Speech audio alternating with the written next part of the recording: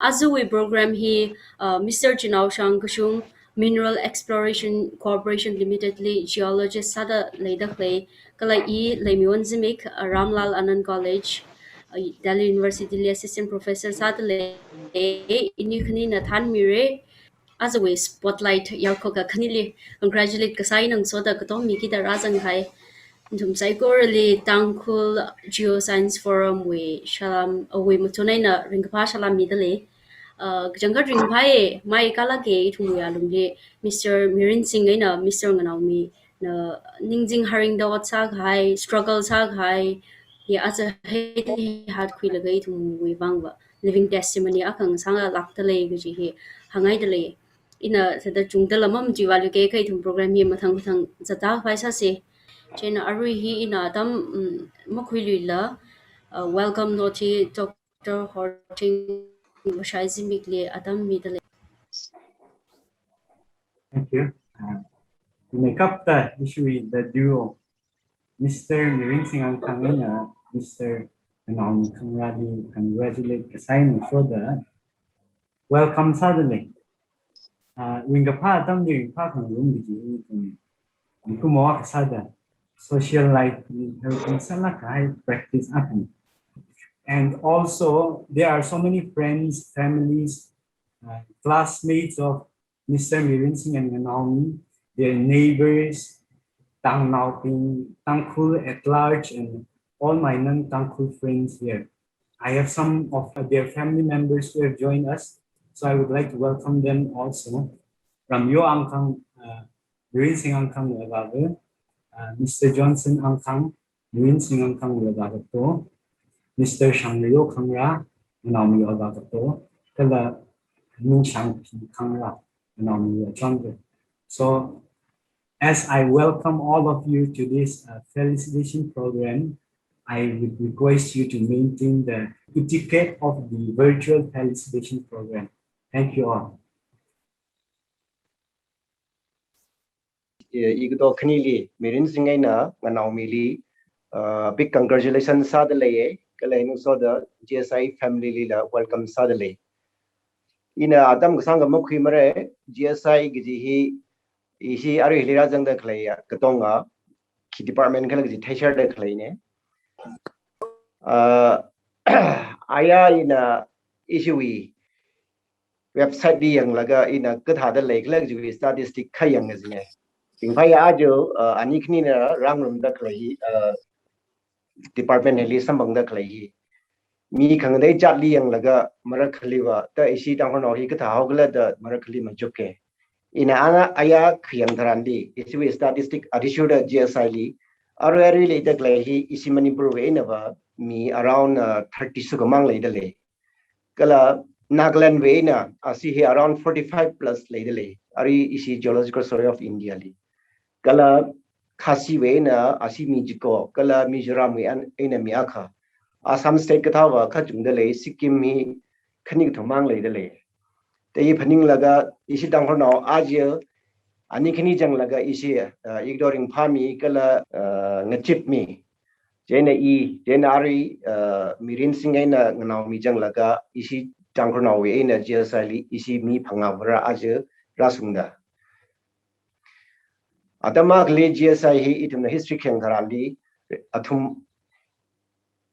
call hi madala kina call hi wang athum main objective hi lisa laga leisa ye establish ka sa atam jirandi are he geological survey of India hi wa apong chung khale multidisciplinary branch li what sa da khleine in are halapai na da are GSI hi na are kim mai sing da le India hi kala ka tha mai da sa da le kala hi Ari Rajang the clay itum kunito ping one kick and kana some pang by like in the Kanyakam point Kanyakamang to the Hangaye. Ari Ishi Ari Ajgumi 2021-22 Heli Ishi GSI na Singa the clay program he Abong region Tharukli Sa the clay Ishi department he headquarter he Korgadali clay Kala region he Truksa the lay southern region li Hyderabad headquarters say Central region li Nagpur, kala Eastern region li Kolkata, Western region li Jaipur, kala Northern region Lucknow, kala Northeastern region li Shillong hina headquarters sa da later clean.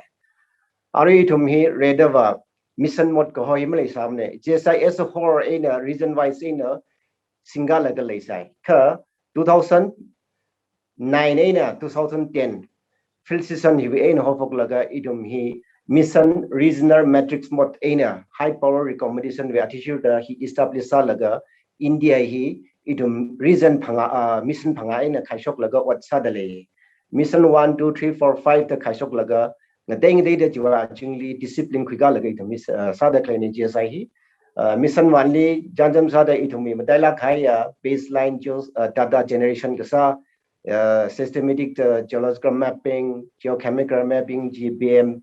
kala airborne mineral survey BGR study higda bing hi salaga hi ya ching hi ki sada klein kala mission 2 hina madaila kena nature resources assessment itumi mineral resources being hili emphasis laga mission 2 hina ira da singa da leye kala mission 3 hili itumi database line being hi database sada repository wang ina map compilation no any publication itumi GSI we achievement no hi being hi atumina repository sa laga ira da atumna yangsang mission 3 hina yangsang mi da kleine kala mission 4 we ajing hili itumna fundamental multidisciplinary geosciences studies singdale heli madala kena itumi arari ki kasadakle itumi landslide studies or earthquake studies engineering geology in ari environmental geology medical geology climate tena glaciology hikda ping hikdong hi mission 4 we ajingli ki kasalaga itum ot hira da singa da kleine kala mission 5 we ajingli madala kena hiba hinaba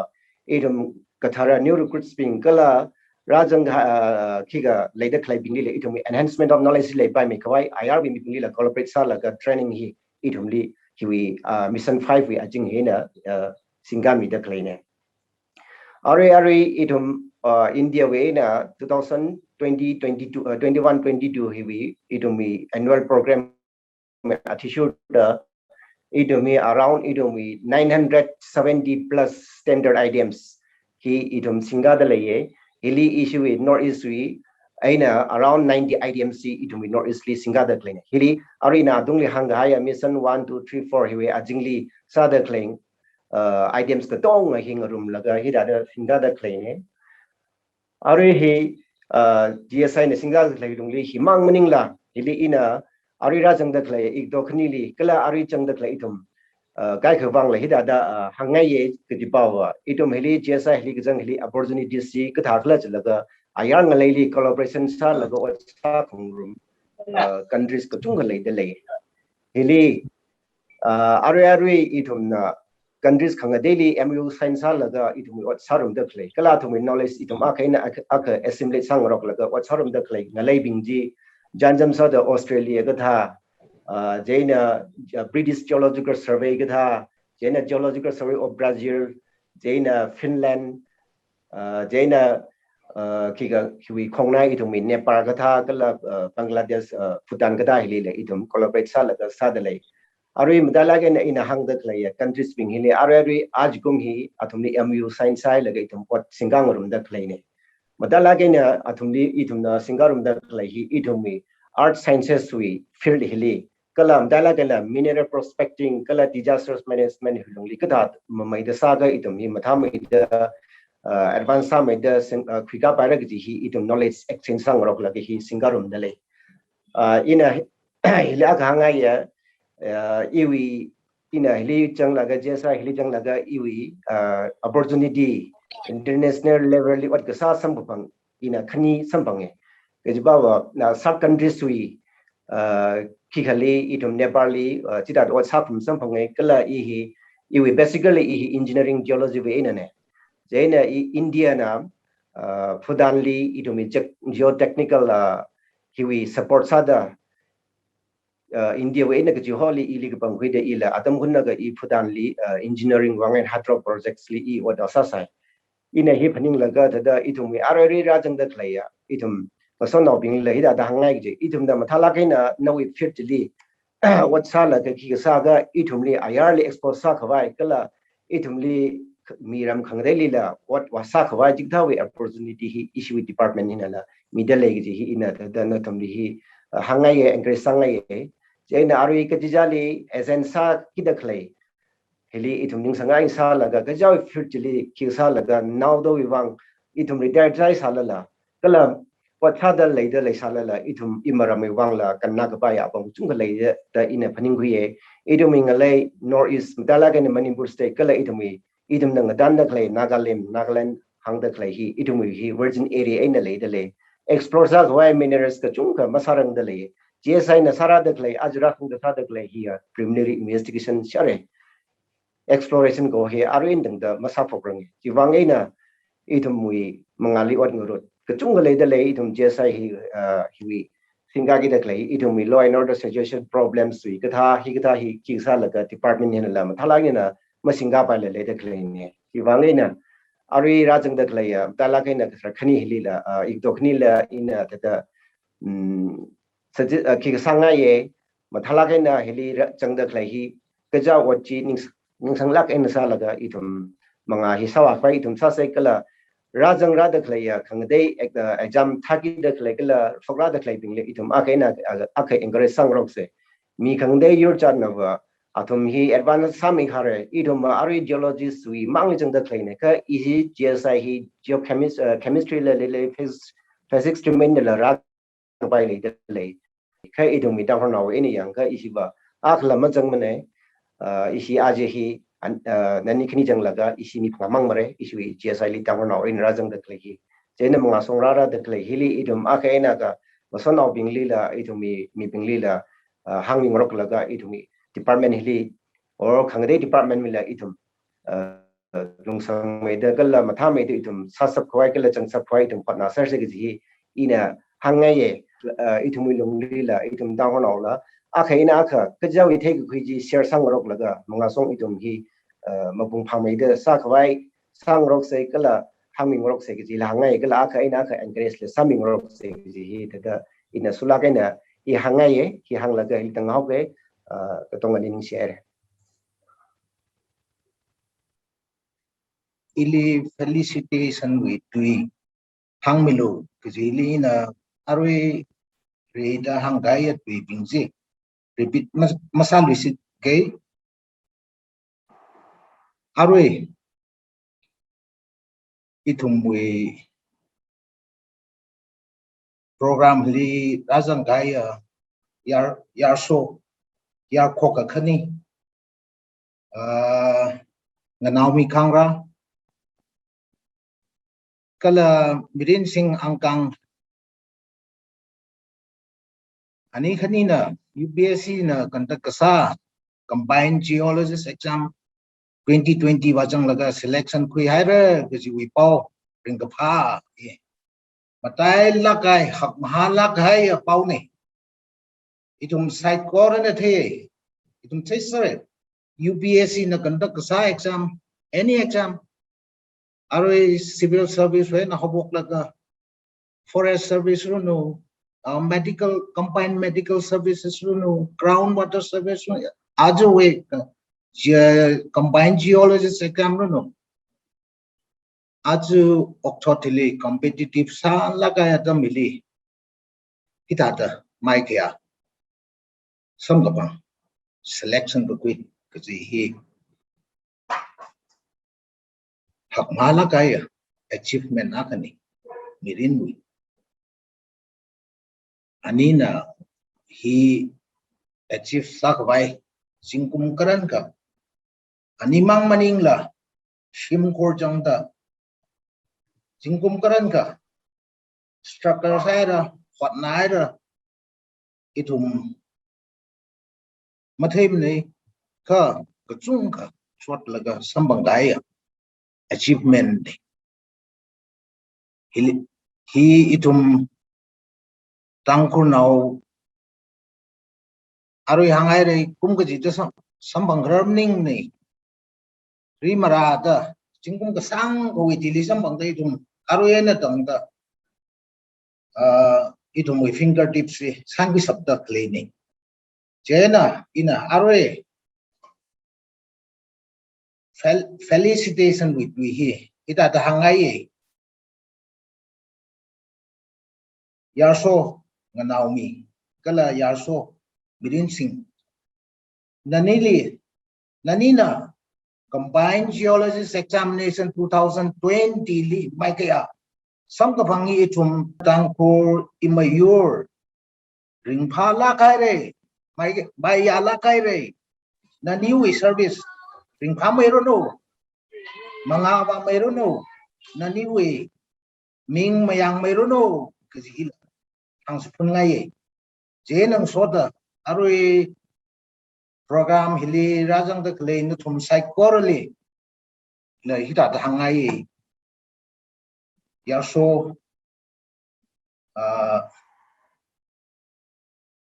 Mirinsing Kala Yaso Nganaomi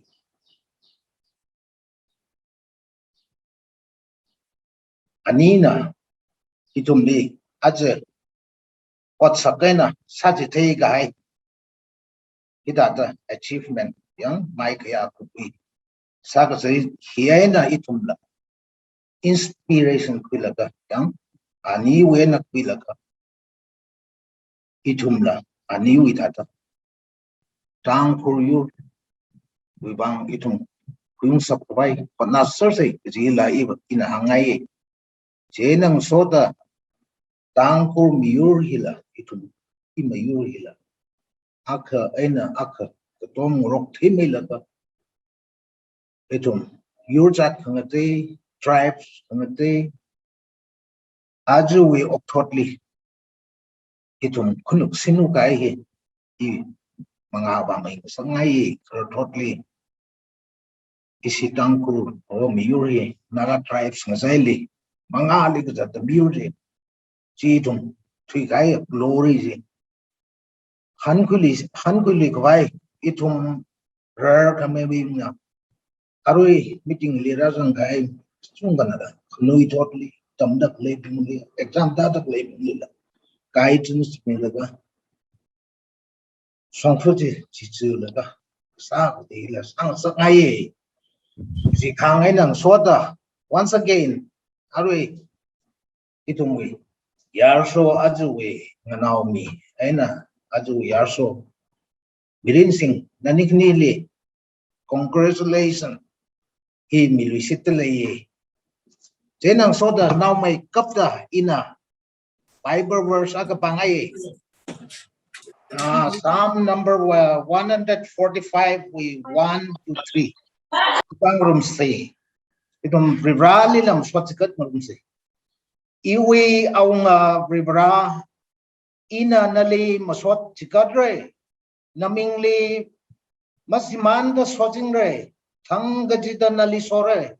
Namingli Maswat Chikachingre Hakkamaha Proholi Hanghavai Malayla Songayi Awi Krei Kangam Maphakiramani He Piper he verse in a Azuwi Yarso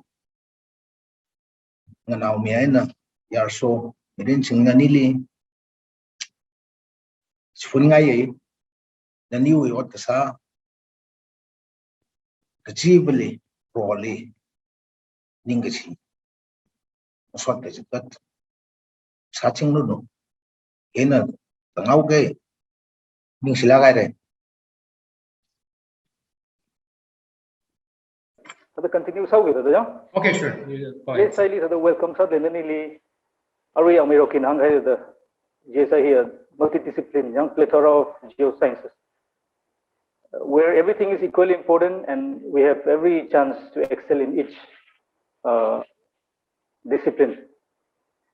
Ari join sa actually itumwi orientation course OCG is one of the best training program in India for young geoscientists. The training hining lagi na sang without much wasting time, let me wind up by saying it's not about loving what you do, yeah. Rather, what matters the most is doing what you love. That is following our passion. Itu GSI lisang naga sangkat ning sang lagi na kajawi kajali migai oti thalawen sa gaba. why not we run loso mire kala we mangali la mai kya sa mangri ji hangaye. And at last, enjoy your success and have a wonderful holiday.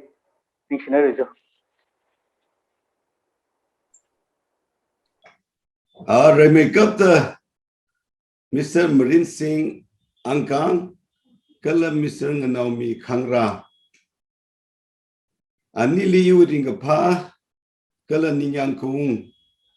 Let Luishita, Pongshok Luishitale, Athang Ishui Kernau Ping the Hangaire, Mikumo, we Mirini, Leitum Majuk Juglaka. Hada Mirini Matai me Twikaji. Jiva Hipapame. Itum Aka Ena Aka. Katom Roglaka. Ringapa. Kerjan Gasa. Kala appreciate Salaka Varewi Sokami. Pogakui Hilake. Itum Apamak Liarui pandemic na Maram Sada Malaysa Sichiva Chakap Nauka Mangrum Naka Sala Sangrum Lapai Kerjan la Sangrum Lapai Ka pandemic na Itumli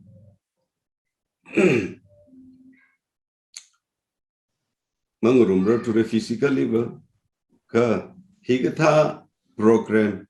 here the virtual program, Ngaran can be one the track and Nishi. Ani Kanina ought Sampang Dakle, Color Geo-Scientist, combined Geo-Scientist or Geologist. He we exam, pass Sadakle, he Kapai Maning Mane. Aryuhon Atam Hili Osam Kapangi Kapaimaning Mane economic slowdown Gasa or unemployment rate Jukangai Juk Dekle Atam Hitran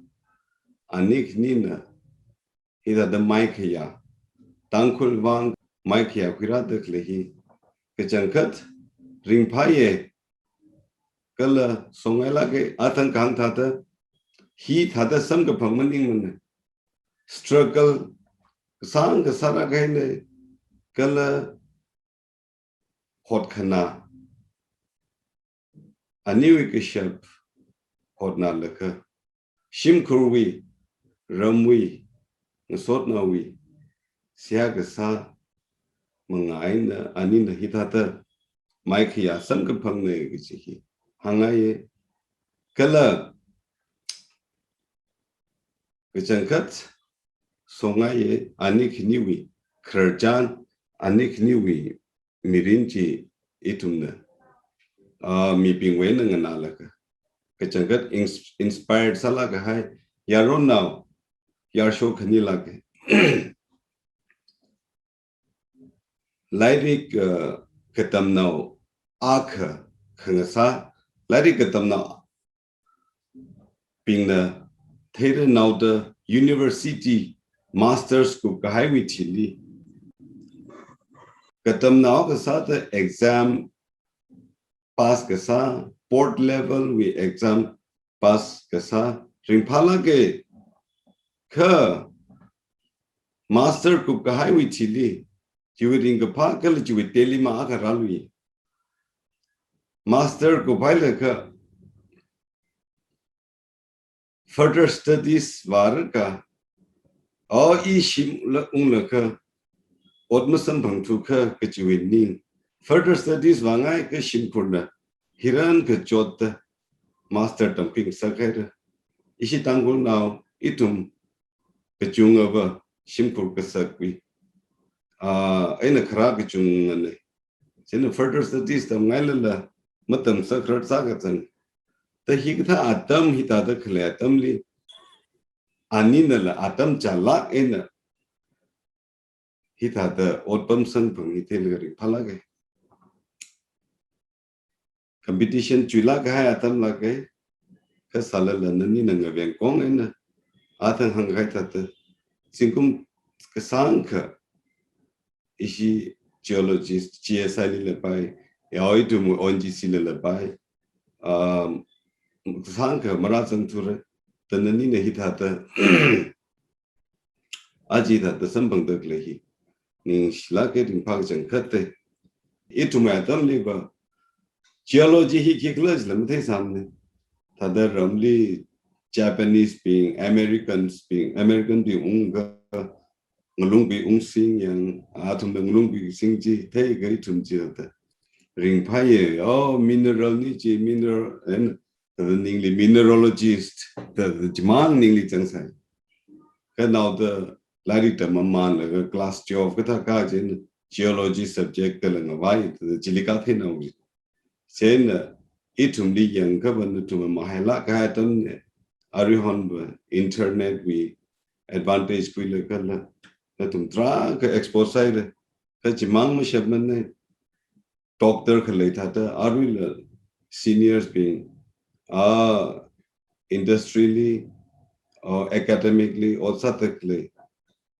itum ping lin to me doubt it ngan khangai ji ka tong ngan mi lo ji hi hangai ye ena last sada Mirinsing Nganaomi Naniwi Mirin Aruba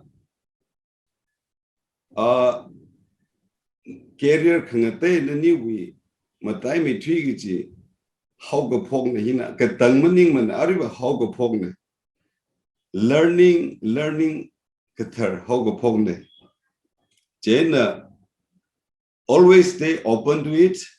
learning new things about your science. Arriba about your hitumwe. Atanganda the geology hipa vast salagai subject. Karu and the nikni GSI Kichivak specialized on it like Jijiba. Natum training it in on the paye. The Jena Nanikni we Mirin Nanikni we Odpam Mahai Meruno Jihi Hanlaka Hindatangawi Ning Shilakar. Psychorally Ringapa Ningishi Nganaomi Shimpuwe Mutunaina Midle Iwami Yingshangphi Khangrah Hoye Nganaomi Sha John Vele Hidada Nganaomi we by Kayasang our success side Nishi committee na Nishi forum na Adam Sakya Kalay Salala Adam spend some ilaga Hikata Felicitate program Tangkhul Bang Shumpuna Nishi Naire Gachi Hangji Puntleko Tada Ajiva Mirinsing Angkang Zimik Shonda Tada personally la Tada we Karing Muning la Tada our personality la Tada Shimpu Lutum the Moktele Lere Shimpu Tunaina Tada Yoga Hangke now me here Tada Nui Kena White Salade who say about outspoken Ramsan le Laga Tada Mili approach the Sata la Tada Sabaga Awang Stopper la Salako Laga Ishishimura, Lisa Makeup, convinced that I some Jija Paulo, which he there. Ali after every Tada 6-7 months to talk and hang Jina. Muningava, Tada Kikas Haraj, Shuti Ula, Nila, Tada Jihaye. Laga Tada unique Salakai personality Valaya, Ahi Kadami like Bakler and Tame. Miracle, Tada John Sada and Sopa Maida, Miracle, Twika, Yashong, Tada Bonsa. Miracle people at them among Mam now. Kataran Kapiran to Academy like Bakaji.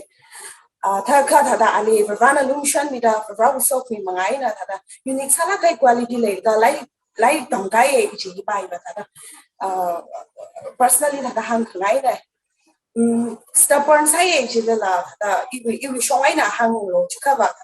and the close Salagan along so guide. Adam Kichida had a work so by available sa upon Auchi Alan Saye. Now we didn't teach other in Galaga simple Salagan were in company here. As a giver, had a Mamuto national had a high school dumb had a life which it had a run a so me like a Shinkuna realized the Saddam or something delay. we make up our success our my kya sang pam hi tada prevailing share ali guidelines kami ali support kami tada our kasasa ga chibini na thumwe tada ka kdom mangai na our my kya hi sang pam ne gi chi shimku na shankui lat le ko our ke them wang manim ne ka tada rawi so kami nishi geoscience bashi kerna wing kala our seniors being na tada we john kami we bang kala ani support sa kami we bang hikta tada my kya sang pam concept ne gi chi shimku na shankui de le awi satba ki de le da le tada awi otsa ba ki chi de no ana tam ma ki ana sa ki sai ko re hi na thum kerna wing we support hi Yingshangphi Khangrah kala atam ki chida thada ni backup ni laga thada khyang ni shit lo ki la shimpu request hai thada marakli wa hi thada approach kisani no thada hesitate kasa thada la ye khana bile jena nu thuna thada ni hang khangai chi chi le sala la hesitate misalak la ni thada hitalo chi suggestion chi ali thada khanawai na mi lo chi he shimku se ha kala shimku ka khaune now my up the now me na Mirinsing thada the new saba ka je the new chui khamai prince chine thada rana zang bi laga success ka sa sang ko no chi he psychology ka khaune ni shila kai la in a Mirinsing we our sada atam shi ka khuyau ke simsong avavu kala avaga to ani ne mati sa chi je phamai khare ka network problem chili masak bai kha lei gai chat nei je nei na ta Mirinsing we matang ni kedeu ka hangai ta atam hi na khui mi ke Mirinsing we katam ka su itum nang san khyang jitran mai okathui phasarin ena kapningli chotlak ena la kaga naw akhang sa sai thalala achi rebrawi lum san khami wi lungli avevna no thai salala avana nganaw ka la kala sim khurna leishi ta gatom ngrok laga nganaw ka laga achi Mirinsing hita da manga khawa hi ringphala ge jena Mirinsing wi matang ni kahang jitran tada itum nang san yang laga ringphala ge na thekhu babam mai ka ja awi lai ka tam ga shuli an ningsang la ge na awi ot ka sa ga ji da tada ning ma jing la ge na sa cha chon ne kala ka sa sa li tada manga khawa ji itum na san khu de itum me bra le ning shi da aji anai da mai khiara sam ga phanghi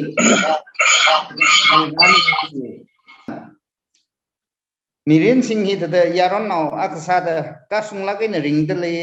lang mai da awi katam ga shuli ananing sang la na sala ke ji ngasan phi la ge jena awi true la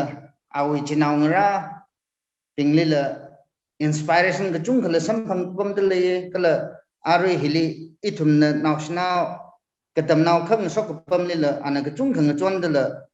athumli ka tom mi da le jena da hi ka tha khanoi thot ga chung khal sok sak ngai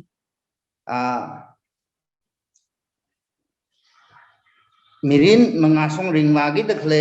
mirin sing mang ning la Nganaomi li la da Ringphami le ya mai ro ji hangai kala aji forum li ra chang da khle ding dong ali la Mirinsing wi mirin hing san yang la da mai lak song ena marana ka sa sala la ana panglak ena ningsang lak ena rebrali yang la ga hot khana chui lungli athai mathai la ka ji hi itum san khui la ga rebrali ning si se kala tam khui da aw he nei me tam ra ka sa da mirin li khani thot sokra da khlebin manga wa khami mirin ding khwai ka tom sang sak se ji hi hangai ina chimang hang la ga ngasam ho ke ning share để mình có thể mình sắc vào rồi rất nhưng khi mình ngay cái số số sẽ có đấy và ao phát vay gặp những cái số từ lấy rồi bị khỉ anh thường sai có là mình sinh nhiều bằng program đặt sang nhiều bằng thì mình giúp nhưng khi là mình ngay từ lấy thì nó rất là thấy mình thì là mình sinh cái là dùng phone rồi sẽ làm mình từ lấy thật nhiều mình khởi trang này sẽ còn là rồi mình sai đấy chỉ làm đấy là chắc là hàng hóa phải làm lên đấy là ác là như thế như experience hàng ngày 이게 이시 중국에 하는 거지. 이시 중국을 또 하고 이시 지나오라 니네 내가 이나 농풍 감지리 그상 산에 이시 아버바 빈가 아버바 고면어 좀 사람들로 인상 제다 같은 뇌를 봐. 얘네 saklavene ringami ringai kala mai la gaina jinika da very thang ne jinika very thang ne de kle ye ni de thoi ne cha ba ko assistant ko ni de yanka da na ka la ka tam chu no da yu so ko da asina ya ringami search sana after us da isha ba to assistant ko ne yang la 이외 스쿨 타바 더 오플레사 주틀레 클래스 10 하고 클래스 10 하고 해야 될바 이 인팔레 클래스 10 조프테 인팔레 따덤게 가주레 그래주션 인팔레 따사 딜레레 따사 위산 그가 그래주션이 2017년에 급상 그가 주틀레 이나 ISM 바가 2020년에 미렌싱 니 주에나 pass sak quick sana Mirinsing Angkang 성공다 다다 이니바 강별 링 상하게 그다음 쇼빨리 와무 사전 클라 또 초게다 파이널 리저트 다다 클람 해라게 jorle da vre ngane do ne da isata mai kha samphun somne da ngai ni chene da currently ili hang lo je ka the outside ko ri rerun the shocking sung ne de kui itu mi ko mo sa de itu mi ko mo ka o ti ra o ti sa de rerun ma zang ya ka itu ki kam sa de ne the od sa sai ko li the rally first sai in a rally first sai of rally first sai rally boy ju a tu the target li la ka rally chi han la ka rally o la ka manga mui vai rally chung kan ning shi khane li yu wang ba isha wa amat dai la gang sai isha wa ni igudo ani kani na ani kani wi sa ngai trak le sa la ani kani na ngawai khngai ani kani na shai ngai trak le sa la yu wang lai ri tang sa la ka yu admission ka sa li yu sa wa sai ko ling nui le ka wi na yang ga mi de le wang isha wa ni to le trak ding shi yu experience hang ge college school ka tam master wa ka tam yu experience va mình ngay là cái số mà nghe class 10 tầm quy cái thì là cái li tầm xích lấy là mới thêm này chim cũng nâng là cái sao cái bài sao là cái secretary class 12 sang tầm quy mà hay là cái nè sẽ sao mà là cái điểm college li mà hay là cái nè rerun so mi the university ranker nâng sang sa cái thì là rerun nâng community quy yêu sao cái thêm mới lên này yêu vào cái thế là khi cái lâm lên này cái thằng là rerun này chỉ thằng lộ the clay về tung li anh rằng mi the mga vai lain the soku shape rally ning shi chuina e master tam vai IIT ISM dan bot we admission la sambang e counseling wa la ga Manipur University na admission final result so mi the semester 6 semester we mark sheet sambang the IIT na la ISM dan ma reject sa la ka e upai malim the South India li zingma ka stuck ta sa la ka jili the katam sambang e in a rally hang e ka tha ga le ra tha da Geological admission lama samang ne the cover run ili chili chota la in Geology ta ko tam tran South India li tam kui tra samang South India with Geology if you work tra lo ka samang in other way we run so coming sa sai in IIT exam tha lu shite 2017 li admission samang la IIT li sang tam lu shite in a give up masala we rally po la ka we rally chi han la sa tran the run nan kam ye ning shi na ye china master tam ma le ka Nganaomi li samang da Nganaomi ni roommate le sai the Ringphami hostelipum room Jasper hostelipum Topas hostelipum ini roommate zingum gutum sai tam shudak le li the kamtai eva hada rivalining shi mi ngai rivana kamine ina I like tam poina Proverbs 21 with 31 hi pala ka chilirin la ka tame Proverbs 21:31 li hangai tha the sikui jiba rai wa ka vai ngarane ngahan ka khmia answer sa khmi je rane chu wang ina itum mi ko mo sa da itum ka tam na sa da itum hotna da claim ya sa da sikuin ng ran da clay rai wa wang ran da clay that itum ran sam phung rage ba hi ta da ji hangai itum ng ran gai tran ri itum ko gai tran ri ran da itum ding han ka mi re ri ran na ning ga chang ji li itum li an ng han ka mi re da kui ji wang na itum hotna da clay hi ri first mi say ri ran na itum li zang ya ka itum masa ko shap malay ni ji ta da hang la ga na tum sa kor learning sharing ran mi da clay razang mi da clay sa kor inili congratulate sa gi da facilitate felicitate sa gi da rather sa kor learning share tum sa kor la ran as mi da mai kya sam bang da ok thi mi rin da clay hi realizing la ka ran itum ni zang mi ka sa series hi i ga ta khang zan na sa ki sa ge da tum sa kor li ko la ka i wi khang zan speech ha da zang sang au ge in share